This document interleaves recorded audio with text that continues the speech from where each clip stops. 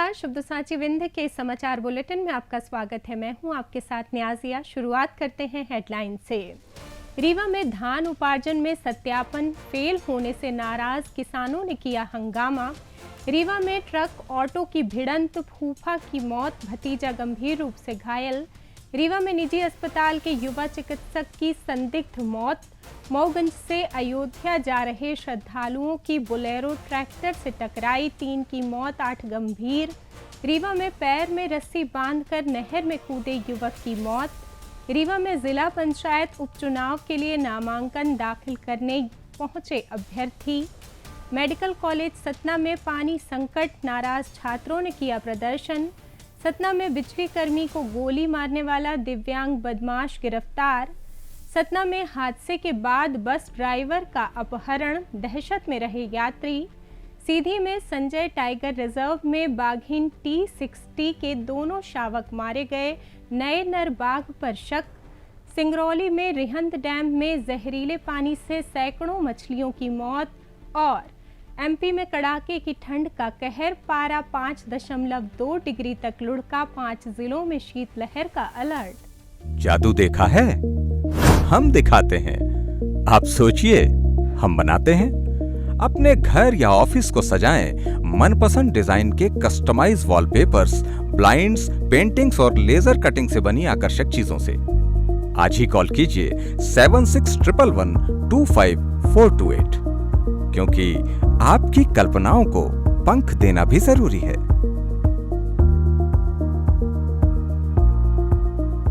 अब खबरें विस्तार से। रीवा जिले में धान उपार्जन में बड़ी संख्या में किसानों का सत्यापन फेल होने और स्लॉट रद्द होने से गुस्साए सिमनी क्षेत्र के किसानों ने शुक्रवार को कलेक्टर कार्यालय परिसर में जमकर प्रदर्शन और हंगामा किया। किसानों का कहना है कि 12 दिसंबर तक उनका सत्यापन पूरा होना था, लेकिन अचानक बड़ी संख्या में किसानों को अपात्र घोषित कर दिया गया है। कई किसानों के बुक स्लॉट रद्द कर दिए गए तो कई का स्लॉट बुक ही नहीं हो पा रहा है। जिले की मंडियों में व्यापारी समर्थन मूल्य से कम दाम दे रहे हैं, इसलिए उपार्जन केंद्र ही एकमात्र सहारा है। ऐसे में नाराज किसानों ने चेतावनी दी कि अगर सोमवार तक उनकी धान की नहीं खरीदी की गई तो वे ट्रैक्टर ट्रॉलियों में धान लाद कर कलेक्टर कार्यालय के सामने डाल देंगे। वहीं प्रशासन ने सफाई दी है कि समस्या के समाधान के लिए जिला स्तरीय समिति गठित कर दी गई है। ये समिति सभी प्रकरणों की जांच कर पात्र किसानों का धान शीघ्र उपार्जित कराएगी। चिकनी मालों का सत्यापन चल रहा है, ठीक है। 1-2 दिन में वो सत्यापन होकर चली जाएगी, फिर उनके लिए स्टार्ट होगा इंडियन का चिकनी वालों वो कुछ जो हुए वो टेक्निकल परेशान ऐसा कुछ नहीं हो रहा कि आप लोग परेशान हो। रीवा जिले में रीवा मनगवा हाईवे पर गुरुवार रात एक भीषण सड़क हादसे में ऑटो सवार एक व्यक्ति की मौत हो गई, जबकि चालक गंभीर रूप से घायल हो गया। हादसा मनगवा थाना क्षेत्र में हुआ, जहां तेज रफ्तार ट्रक ने सामने से आते ऑटो को जोरदार टक्कर मार दी। मृतक की पहचान राजमणि कुशवाहा निवासी ग्राम अतरैला के रूप में हुई है। वे अपने भतीजे राजेश कुशवाहा के साथ उनके ऑटो में सवार थे। घायल राजेश वर्तमान में रीवा शहर के रतहरी में राजेश पटेल की बगिया में काम करता है। परिजनों के अनुसार राजेश अपने फूफा राजमणि कुशवाहा को उनके गांव अतरैला छोड़ने जा रहे थे, तभी ये हादसा हुआ। सूचना मिलते ही मनगवा पुलिस मौके पर पहुंची और दोनों घायलों को तत्काल संजय गांधी स्मृति चिकित्सालय रीवा भेजा। वहां डॉक्टरों ने राजमणि कुशवाहा को मृत घोषित कर दिया। राजेश कुशवाहा का इलाज जारी है, उनकी हालत गंभीर बनी हुई है। हादसे के बाद ट्रक चालक वाहन छोड़कर फरार हो गया। रीवा शहर के निजी हॉस्पिटल में कार्यरत युवा चिकित्सक डॉक्टर अभिषेक मिश्रा की गुरुवार देर रात संदिग्ध परिस्थितियों में मौत हो गई। परिजनों ने इसे सामान्य हार्ट अटैक मानने से इनकार करते हुए जांच की मांग की है। परिजनों के अनुसार डॉक्टर अभिषेक गुरुवार रात करीब 10:30 बजे अपनी ड्यूटी खत्म कर हॉस्पिटल से घर के लिए निकले थे। रास्ते में उन्होंने अपनी गाड़ी में पेट्रोल भरवाया और इसके तुरंत बाद अचानक तबीयत बिगड़ने पर वापस उसी अस्पताल लौट आए। अस्पताल पहुंचते ही उन्होंने नर्सिंग स्टाफ से गैस का इंजेक्शन लगाने को कहा। इंजेक्शन लगने के कुछ ही पलों बाद वे अचेत हो गए और उनकी मृत्यु हो गई, जिसके बाद उन्हें पोस्टमार्टम के लिए संजय गांधी स्मृति चिकित्सालय लाया गया। मध्य प्रदेश के मऊगंज से अयोध्या रामलला के दर्शन के लिए निकले पटेल परिवार के श्रद्धालुओं से भरी बोलेरो भयानक हादसे का शिकार हो गई। गुरुवार को अयोध्या धाम से महज 10 किलोमीटर पहले कल्याण भदरसा गांव के पास एनएच पर खड़े ट्रैक्टर ट्रॉली से बोलेरो की सीधी टक्कर हो गई। हादसे में 3 लोगों की मौके पर ही दर्दनाक मौत हो गई, जबकि 8 लोग गंभीर रूप से घायल हो गए। मृतकों में चालक राम यश मिश्रा निवासी जोगिनहाई रीवा, अंकिता पटेल, मीराबाई पटेल दोनों निवासी बेलहाई मऊगंज शामिल हैं। घायलों में चित्रसेन पटेल, दीपक पटेल, आशीष पटेल, तनुजा पटेल, चंद्रकली पटेल, कुसुमवती पटेल, शशि पटेल और 5 वर्षीय बच्चा शिवांश पटेल शामिल हैं। सभी बेलहाई मऊगंज के निवासी हैं। 4 घायलों की हालत नाजुक बताई जा रही है। प्रत्यक्षदर्शियों के अनुसार सुबह हल्का कोहरा था और ट्रैक्टर ट्रॉली में कोई लाइट या रिफ्लेक्टर नहीं था। तेज रफ्तार बोलेरो को सामने खड़ी ट्रॉली दिखाई नहीं दी और जोरदार भिड़ंत हो गई। टक्कर के बाद बोलेरो के परखच्चे उड़ गए। हादसे की सूचना मिलते ही मऊगंज के समाज सेवी रास बिहारी पांडे, जो पहले से अयोध्या में मौजूद थे, तुरंत मौके पर पहुंचे। उन्होंने घायलों को तत्काल जिला अस्पताल और गंभीर घायलों को मेडिकल कॉलेज में भर्ती कराया। अयोध्या पुलिस ने शवों को पोस्टमार्टम के लिए भेज दिया है और हादसे की जांच शुरू कर दी है। मृतकों के परिजनों में कोहराम मचा हुआ है। रीवा जिला पंचायत वार्ड क्रमांक 16 सहित विभिन्न पंचायत पदों के लिए हो रहे उपचुनाव के लिए नामांकन प्रक्रिया शुरू हो गई है। 8 दिसंबर से शुरू हुई नामांकन प्रक्रिया 15 दिसंबर तक चलेगी। शुक्रवार को अभ्यर्थी बड़ी संख्या में समर्थकों के साथ कलेक्टर कार्यालय नामांकन दाखिल करने पहुंचे। बता दें कि त्रिस्तरीय पंचायतों एवं नगरीय निकायों के उप निर्वाचन 2025 में रीवा जिले के विभिन्न पदों के लिए मतदान होगा। इनमें पंच पद के लिए जनपद पंचायत रीवा अंतर्गत ग्राम पंचायत करहिया नंबर 2 के वार्ड नंबर 7 एवं 15, जनपद पंचायत सिरमौर के ग्राम पंचायत अटरिया के वार्ड क्रमांक 15, ग्राम पंचायत बीड़ा के वार्ड क्रमांक 4 एवं ग्राम पंचायत बड़ी हर्रई के वार्ड क्रमांक 6, जनपद पंचायत जवा के ग्राम पंचायत सोहावल खुर्द के वार्ड क्रमांक 3, ग्राम पंचायत देवरी के वार्ड क्रमांक 6, ग्राम पंचायत पथरौड़ा के वार्ड क्रमांक 14, ग्राम पंचायत कसियारी के वार्ड क्रमांक 5, ग्राम पंचायत पैरा के वार्ड क्रमांक 3 तथा जनपद त्योंथर अंतर्गत ग्राम पंचायत रिसदा के वार्ड क्रमांक 4 व ग्राम पंचायत घूसा के वार्ड क्रमांक 4 शामिल हैं। इसी प्रकार सरपंच पद के लिए जनपद पंचायत रायपुर करचुलियान अंतर्गत ग्राम पंचायत जरहा एवं जनपद गंगेव अंतर्गत ग्राम पंचायत महमूदपुर में निर्वाचन होगा। जिला पंचायत सदस्य के लिए वार्ड क्रमांक 16 में उपचुनाव होगा। वहीं नगर परिषद सिमरिया के वार्ड क्रमांक 3 में पार्षद पद के लिए भी उप निर्वाचन की प्रक्रिया चलेगी।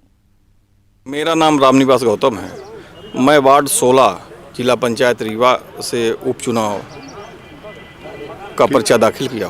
सतना में 250 करोड़ रुपए की लागत से बने पंडित अटल बिहारी वाजपेयी शासकीय मेडिकल कॉलेज में महज 3 साल बाद ही मूलभूत सुविधाओं की बदहाली खुलकर सामने आ गई है। हॉस्टल में पीने के पानी का TDS स्तर 1100 mg पर लीटर पर पहुंच गया है, जो स्वास्थ्य के लिए बेहद खतरनाक है। साथ ही पाइपलाइन की घटिया क्वालिटी के कारण महीने में 4-5 बार लाइन फट जाती है, जिससे कई दिन पानी की सप्लाई ठप रहती है। गुस्साए छात्रों ने प्रशासनिक भवन के सामने जोरदार प्रदर्शन किया। इसके बाद छात्रों का एक प्रतिनिधि मंडल डीन डॉक्टर शशिधर गर्ग से मिला। छात्रों ने बताया कि नहाने धोने से लेकर पीने तक के पानी में भारी किल्लत है और जो पानी आता है वो नमकीन व अत्यधिक खारा है। BIS मानकों के अनुसार पीने योग्य पानी का TDS 500 mg पर लीटर से कम होना चाहिए, जबकि यहां 1100 तक पहुंच चुका है। डीन डॉक्टर गर्ग ने निर्माण एजेंसी PIU की लापरवाही को जिम्मेदार ठहराया और कहा कि पाइपलाइन की तत्काल मरम्मत के लिए निर्देश दे दिए गए हैं। सतना शहर के सिटी कोतवाली क्षेत्र के प्रेमनगर अंडरपास के ऊपर गुरुवार शाम एक दिव्यांग युवक ने बिजली विभाग के कर्मचारी राम नरेश वर्मन पर देसी कट्टे से ताबड़तोड़ गोली चला दी। गोली सीधे सीने में लगी, लेकिन राम नरेश ने हिम्मत दिखाते हुए हमलावर से कट्टा छीन लिया। इस झपटा झपटी में आरोपी का कृत्रिम पैर निकल गया। फायरिंग की आवाज़ सुनकर लोग दौड़े आए। सबको लगा कि अब दिव्यांग भाग नहीं पाएगा, लेकिन वो एक ही पैर से उछलते कूदते अंधेरे में गायब हो गया। पूरा वाकया सीसीटीवी में कैद हो गया। मौके से मिले कृत्रिम पैर पर राजेंद्र लिखा था। पुलिस ने धवारी, राजेंद्र नगर और संग्राम कॉलोनी में छानबीन की तो पता चला कि संग्राम नगर निवासी राजेंद्र कुमार सोनी यही पैर इस्तेमाल करता है। शुक्रवार दोपहर पुलिस ने उसे धर दबोचा। गिरफ्तारी के बाद राजेंद्र ने कबूल किया कि कुछ दिन पहले ट्रेन में राम नरेश से उसका झगड़ा हुआ था, जिसका बदला लेने के लिए उसने कट्टा जुटाया और ड्यूटी खत्म कर लौटते वक्त हमला कर दिया। सतना जिले में बस से कार को हल्की सी टक्कर लगने पर गुस्साए कार सवारों ने न केवल बस ड्राइवर को यात्रियों के सामने पीटा, बल्कि उसे जबरन कार में बिठाकर अपहरण कर लिया। घटना गुरुवार देर रात जसों थाना क्षेत्र के शहपुर के पास हुई। नफीस ट्रेवल्स की बस सीधी से लगभग 50 यात्रियों को लेकर सूरत जा रही थी। इसी दौरान आगे चल रही कार से बस की हल्की टक्कर हो गई। टक्कर के बाद कार सवार लोग आग बबूला हो गए और बस रुकवाने का प्रयास करने लगे। डर के मारे बस चालक राजकुमार साकेत ने गाड़ी नहीं रोकी। इसके बाद कार सवारों ने बस का पीछा किया और मौका पाकर ओवरटेक कर उसे रोक लिया। उन्होंने ड्राइवर को बस से नीचे उतार कर जमकर पीटा और फिर उसे अपनी कार में बिठाकर फरार हो गए। इस घटना से बस में सवार महिलाएं, बच्चे और अन्य यात्री दहशत में आ गए। एक यात्री ने डायल 112 पर सूचना दी। सूचना मिलते ही जसों पुलिस हरकत में आई। कार नंबर के आधार पर पुलिस को पता चला कि गाड़ी मढ़ी क्षेत्र के समिति प्रबंधक राजभान सिंह की है। जसों और नागौद थाना पुलिस ने तत्काल राजभान सिंह के गांव पहुंचकर उनके घर पर दबिश दी। पुलिस ने बस ड्राइवर राजकुमार साकेत को सकुशल छुड़ा लिया और राजभान सिंह सहित कुछ आरोपियों को हिरासत में लेकर पूछताछ शुरू कर दी है। लंबे समय तक सुनसान जगह पर फंसे यात्रियों को पुलिस ने ड्राइवर को सौंपा, जिसके बाद बस सूरत के लिए रवाना हो गई। पुलिस मामले की आगे की जांच कर रही है। सीधी जिले के संजय टाइगर रिजर्व के दुबरी वन परिक्षेत्र में गुरुवार को बाघिन T60 के 2 नन्हे शावकों के क्षत विक्षत शव मिलने से वन विभाग में हड़कंप मच गया।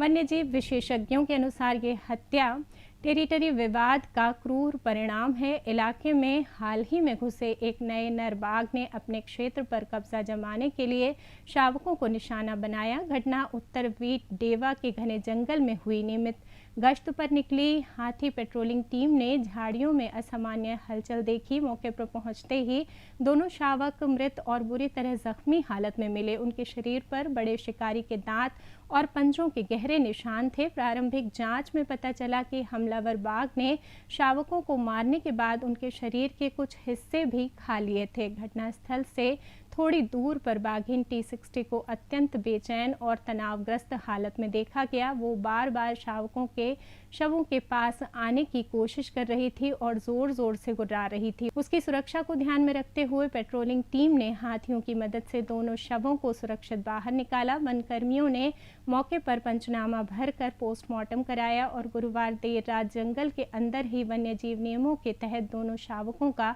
अंतिम संस्कार कर दिया। सिंगरौली जिले में रेहन डैम में पिछले 2 दिनों से मछलियों की रहस्यमयी मौत का सिलसिला जारी है। गुरुवार शाम वायरल वीडियो में सिंगरौली से सटे डैम के हिस्से में बड़ी संख्या में मृत मछलियां नजर आईं, जिससे हड़कंप मच गया। स्थानीय मछुआरों और ग्रामीणों का आरोप है कि NTPC विंध्याचल व शक्तिनगर की इकाइयों से फ्लाई ऐश मिश्रित जहरीला पानी छोड़े जाने से ये घटना हुई है। घटना से सिंगरौली शहर में दहशत फैल गई है। दरअसल नगर निगम इसी डैम से कच्चा पानी फिल्टर प्लांट तक सप्लाई करता है। प्रदूषित पानी की आशंका से लोग चिंतित हैं। खासकर स्वास्थ्य विशेषज्ञों ने तत्काल सतर्कता बरतने की सलाह दी है। वहीं NTPC प्रबंधन ने आरोपों को सिरे से नकारते हुए कहा कि उनकी इकाइयों से केवल शुद्ध पानी ही छोड़ा जाता है, जो पर्यावरण मानकों का पालन करता है। विवाद बढ़ने पर शुक्रवार को सिंगरौली जिला प्रशासन, मत्स्य विभाग व NTPC विशेषज्ञों की संयुक्त टीम ने मध्य प्रदेश वाले डैम हिस्से का निरीक्षण किया। टीम ने पानी के सैंपल, मृत मछलियों के ऊतक नमूने और मिट्टी के सैंपल एकत्र किए। मौसम की बात करें तो मध्य प्रदेश इस समय कड़ाके की सर्दी की चपेट में है। गुरुवार शुक्रवार की रात प्रदेश के अधिकांश शहरों में तापमान 10 डिग्री से नीचे दर्ज किया गया। इंदौर और पचमढ़ी में न्यूनतम तापमान महज 5.2 डिग्री सेल्सियस रहा, जो इस सीजन का सबसे कम पारा है। राजधानी भोपाल में रात का पारा 6.5 डिग्री तक गिर गया, जबकि ग्वालियर में 9.1, उज्जैन में 9.0 और जबलपुर में 8.4 डिग्री दर्ज किया गया। सबसे ठंडे स्थान राजगढ़, नौगांव और उमरिया रहे, जहां पारा क्रमशः 5.2, 6.4 और 6.6 डिग्री तक पहुंचा, जबकि रीवा में पारा 7.0 डिग्री दर्ज किया गया। मौसम विभाग ने शुक्रवार को 5 जिलों राजगढ़, इंदौर, उज्जैन, शिवपुरी और दतिया में शीतलहर का येलो अलर्ट जारी किया है। मौसम विभाग का कहना है कि अगले 3-4 दिन तक ऐसी ही कड़ी ठंड और शीतलहर बनी रहेगी। रात के साथ साथ दिन में भी हवा के कारण ठिठुरन बढ़ेगी। लोगों से अपील है कि ज़रूरी काम से ही बाहर निकलें और गर्म कपड़े व सुरक्षा के पूरे इंतजाम रखें। इसी के साथ ये समाचार बुलेटिन समाप्त हुआ। कल फिर मिलेंगे नई खबरों के साथ। जुड़े रहिए शब्दसाची विंध्य से, और विंध्य से जुड़ी तमाम खबरों के लिए हमारे चैनल को सब्सक्राइब कर दें। अपने आसपास की खबरें हम तक पहुंचाने के लिए स्क्रीन पर दिए नंबर पर आप संपर्क भी कर सकते हैं। धन्यवाद।